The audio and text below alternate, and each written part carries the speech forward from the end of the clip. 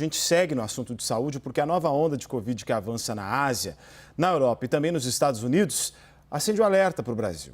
Segundo a Associação Brasileira de Redes de Farmácias e Drogarias, os testes com resultado positivo para a Covid-19 aumentaram em 15%. Sobre isso, a gente conversa agora com Renato Kfouri, que é diretor da Sociedade Brasileira de Imunizações. Doutor, uma boa tarde.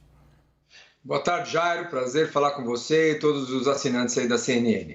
Doutor, ao longo da pandemia, o senhor sempre nos ajudou com muitas informações. E agora eu queria entender mais uma coisa.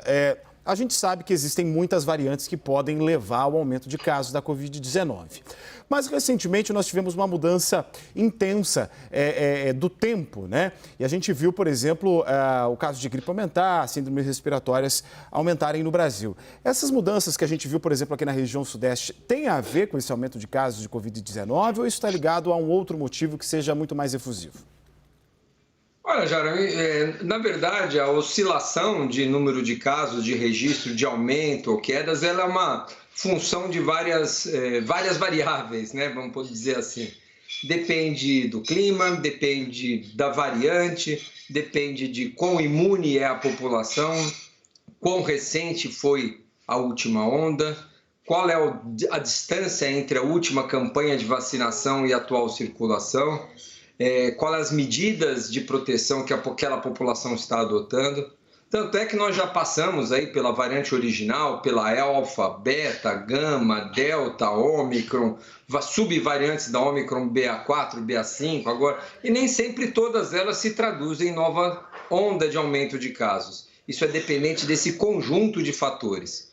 Neste atual momento, né, quando a gente vê uma coincidência de uma variante nova entrando que já está circulando na Europa, uma população que já recebeu vacina há um certo tempo, onde a gente não pratica mais o distanciamento, nem o uso de máscara de uso rotineiro, nós temos as condições favoráveis para ver o ressurgimento de um aumento de casos que vem sendo apontado por um indicador importante, a taxa de positividade dos testes. Para cada X testes que a gente faz, 10% vêm positivos para a Covid-19, de repente aumenta para 15%, para 20%. Isso é sinal que nós estamos diagnosticando mais casos.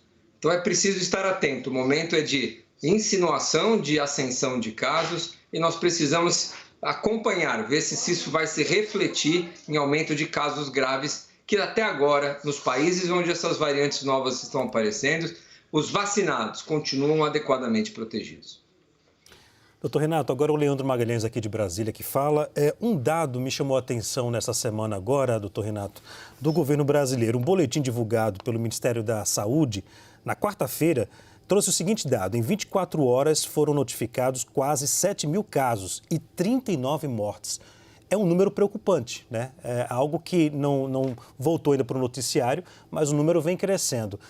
Eu observei também em alguns estabelecimentos, pelo menos aqui em Brasília e alguns estados até do Nordeste, que alguns estabelecimentos não colocam mais à disposição, por exemplo, o álcool em gel. Isso é fundamental, né, doutor? Manter uma prática, já que o vírus está vivo, está circulando pelo país, né? Tem toda a razão, Leandro. Boa tarde a você. Prazer também conversar com você novamente.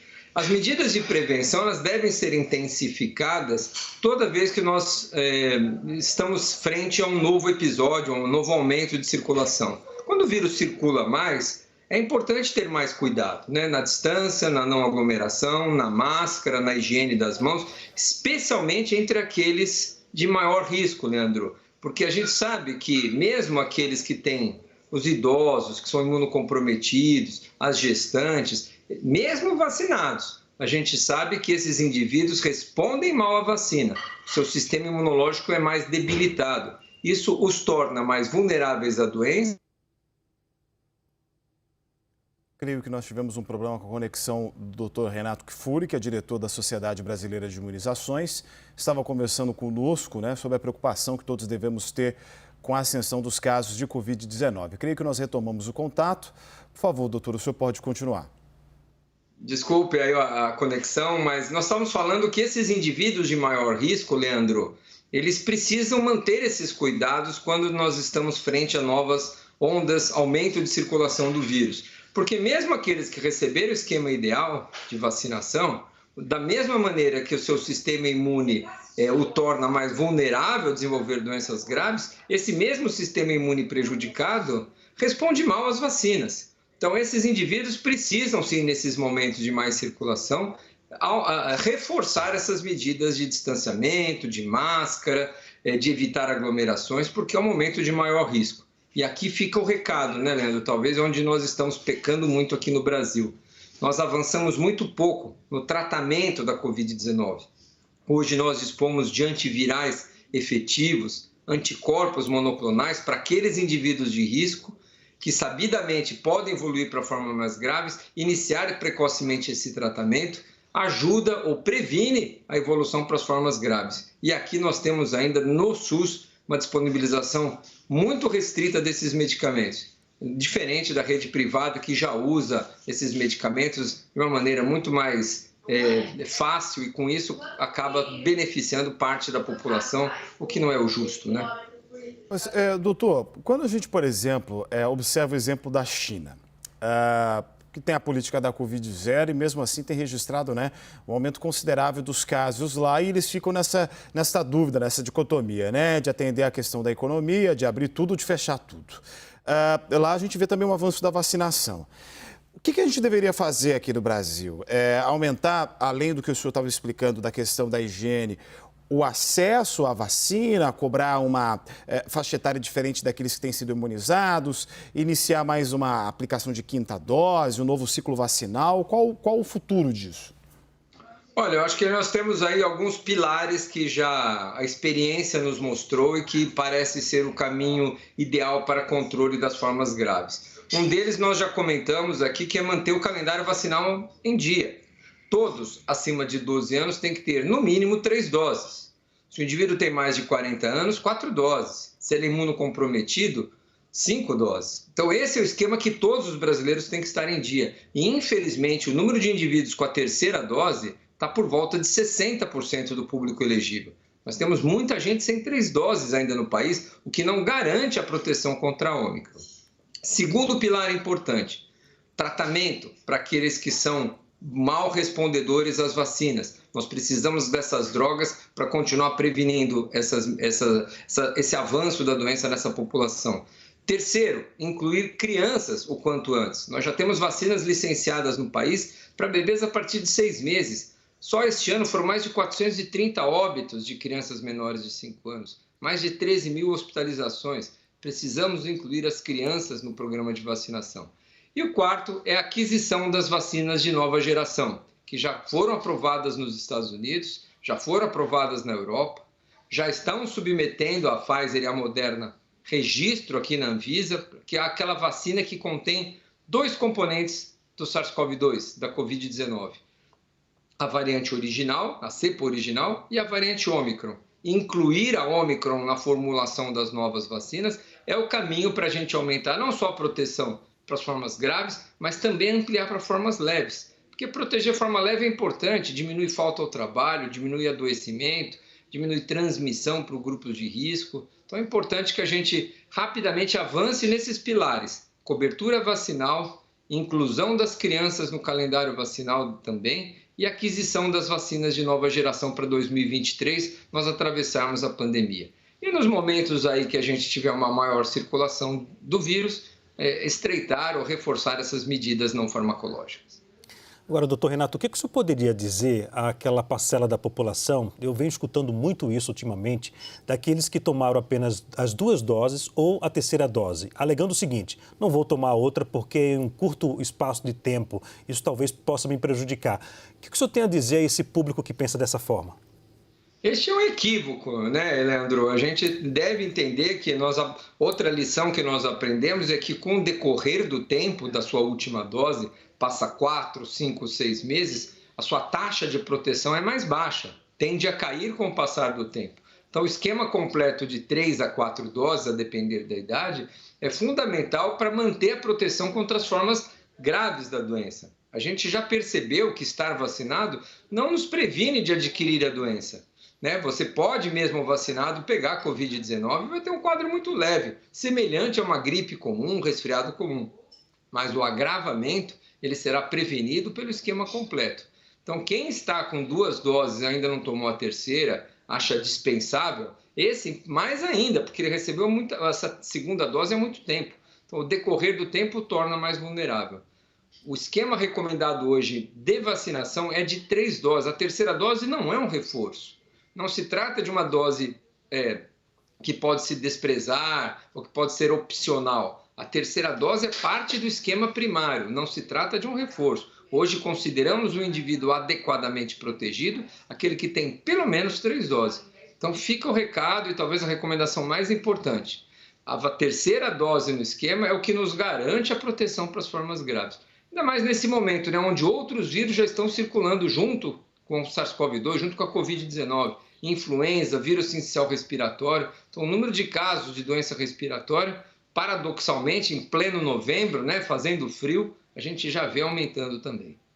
Essa fala do Dr. Kifuri agora é uma das mais fundamentais aqui da nossa entrevista, né? É o tipo de informação que você que está aí nos assistindo tem de compartilhar com todo mundo. O esquema vacinal com as 3 doses é o completo. Se você está com menos, você não está completamente imunizado, portanto, está correndo um baita risco da doença. Doutor, quando a gente fala a respeito, por exemplo, das crianças abaixo dos 5 anos de idade, qual é a recomendação do senhor em relação a essa imunização e aquilo que tem sido posto em prática pelo Ministério da Saúde e pelos governos locais? É o adequado para o tratamento que tem sido dispensado às crianças em relação à Covid-19? Infelizmente, não, Jairo. Nós temos postergado, o Ministério da Saúde tem postergado novamente a vacinação de crianças. Aprovamos a Coronavac a partir de 3 anos de idade. Já se vão 3 meses, mais de 3 meses, desde julho, quando foi essa aprovação, e ainda não há doses suficientes para vacinar todas as crianças de 3 a 5 anos de idade. E em 16 de setembro foi aprovada a vacina da Pfizer a partir de 6 meses. Ou seja, estamos hoje com vacinas aprovadas no país para toda a população a partir de 6 meses de idade. E, infelizmente, as crianças menores de 5 anos estão subvacinadas, porque não tem vacina, porque não tem campanha, porque não tem informação, porque aquele mesmo desenvolvimento de vacinas que nós tivemos ali para campanha, para informação, não se vê mais falar nas vacinas Covid pelo Ministério. Infelizmente, essa transição de governo tem deixado de lado aí a questão da vacinação, algo tão importante. As crianças têm sido alvo principal da Covid-19. Covid-19 que afetava mais os adultos, com a vacinação dos adultos, há naturalmente um desvio da faixa da doença, né, para aquela população ainda não vacinada. Crianças representavam menos de 1% dos casos, hoje representam 1/4 dos casos aqui no Brasil e nos outros países também. É importantíssimo, é crucial vacinar as crianças. Elas transmitem, elas desenvolvem Covid longa, elas complicam com a síndrome inflamatória, elas levam quadros mais graves também, menos frequentes que adultos, mas pode. Já tivemos esse ano 430 óbitos de crianças menores de 5 anos, já tivemos mais de 13 mil hospitalizações. A doença não é negligenciável na população pediátrica. Então, os pais que nos acompanham aí, quem já tiver filhos acima de 3 anos, procurar as unidades de saúde, ainda existem algumas doses. E para os menores de 3 anos, de 6 meses em diante, o governo comprou uma quantidade muito pequena de doses e vai oferecer somente para crianças com comorbidades. O que é outro equívoco, porque nós não conhecemos quem são as crianças com comorbidade menores de 3 anos de idade no país. Tem municípios que têm 1 ou 2 crianças. Como é que vai distribuir um frasco de 10 doses para municípios tão pequenos? Vai privilegiar de novo os grandes centros, desfavorecendo, criando inequidades aqui entre a população brasileira. Nós precisamos aquisição de doses para todos. E a vacinação pediátrica, defendemos lá na Sociedade Brasileira de Pediatria e de Imunizações a imediata incorporação dessas vacinas o quanto antes. Doutor Renato, rapidamente, deixe-me fazer 2 consultas, eu peço à produção, só para poder, pode ser uma dúvida do telespectador. Doutor Renato, meus pais, por exemplo, moram em outro estado. Sempre que vou visitá-los, eu tenho que subir em um avião, pegar um outro avião. Mas antes de fazer a visita lá, de chegar à casa deles, eu passo em uma farmácia e faço aquele teste rápido. Primeiro, se esse teste é eficaz. E segundo, é exagero da minha parte estar fazendo isso, já que eles têm uma certa idade, e minha mãe tem comorbidade? Ou não? Não é não, Leandro, você tem toda a razão, você está tomando os cuidados ideais, né? Você vive numa grande metrópole, pega um avião, se transporta, esses testes têm alta sensibilidade, alta especificidade, se ele tiver negativo, a chance de dar um falso negativo é rara, existe, mas é rara. Então, e se você está assintomático, lembrar sempre disso, né? Nós devemos usar máscara também nesses momentos, não só para nos proteger, mas proteger os terceiros, proteger aqueles que os convivem conosco. Então, quem está sintomático é inadmissível hoje. Talvez essa seja a principal lição que aprendamos com a epidemia, com a pandemia da Covid-19. É uma questão de cidadania. Até ontem, todos nós, antes da pandemia, saímos para trabalhar resfriado, espirrando, com gripe, com tosse, com qualquer vírus, e ninguém usava máscara, né? No transporte público, no ambiente de trabalho. Vamos respeitar o próximo e, dessa maneira, assim, evitar a circulação e o agravamento. Você está corretíssimo ao visitar idosos, ao visitar aqueles que têm doenças crônicas, que têm comorbidades, se precaver e evitar de infectá-los. Doutor Renato Kfouri, diretor da Sociedade Brasileira de Imunizações. Desculpa, Jairo, eu interrompi você? Não, imagina, eu ia só concluir mesmo. Por favor, Leandro, pode continuar. Obrigado pela consulta e também pela entrevista, doutor.